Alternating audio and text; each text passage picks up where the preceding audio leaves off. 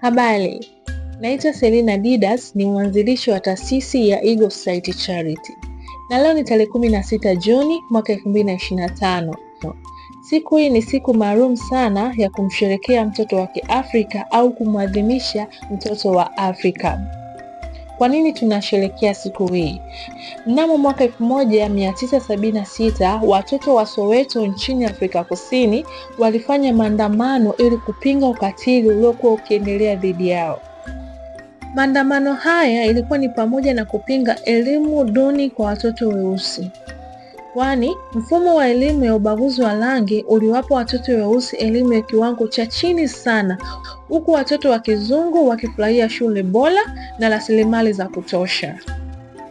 Lakini pia watoto hawa walipinga lugha ya Afrikaans kama chombo cha ukandamizaji. Lugha ya Afrikaans ni moja kati ya lugha rasmi nchini Afrika Kusini zenye asili kutoka kwa walowezi wa Kiholanzi walioasili katika karne ya 17. Afrikaans ilionekana kama lugha ya ukandamizaji na watoto waliona kuwa kuendelea kulazimishwa kuitumia ilikuwa ni njia ya kuwadhibiti wao na kuwafanya waendelee kuwa chini ya utawala wa makaburu. Watoto hawa walipinga pia ukosefu wa fursa sawa.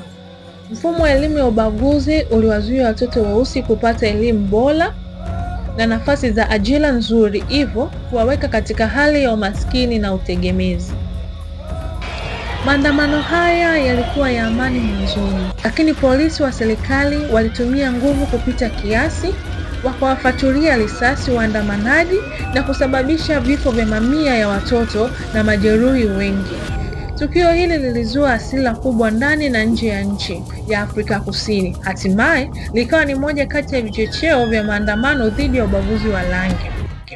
Hivyo basi, mnamo mwaka 1991 Umoja wa Afrika ulitambua rasmi siku hii ili kuienzi mchango wa watoto hao na kuongeza uelewa kuhusu haki za watoto na umuhimu wa elimu bora. Na ndio maana kila mwaka mataifa na wadau mbalimbali hukusanyika kujadili changamoto zinazowakumba watoto wa Afrika na kutafuta suluhisho kwa ajili ya maendeleo yao. Na kwa mwaka 2025 kauli mbiu ya maadhimisho ni maendeleo endelevu mwaka 2030, imarisha ulinzi, fursa sawa kwa watoto.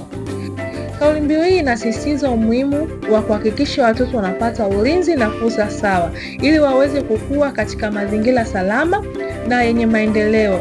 Inahimiza serikali, wazazi, walezi na wadau wengine kama Eagle Society Charity kuchukua hatua madhubuti ili kulinda haki za watoto na kuhakikisha watoto wanapata elimu bora, huduma za afya pamoja na malezi salama. Natumaini umeelewa kwa nini tunaadhimisha siku hii, na kutakia maadhimisho mema na kwaheri.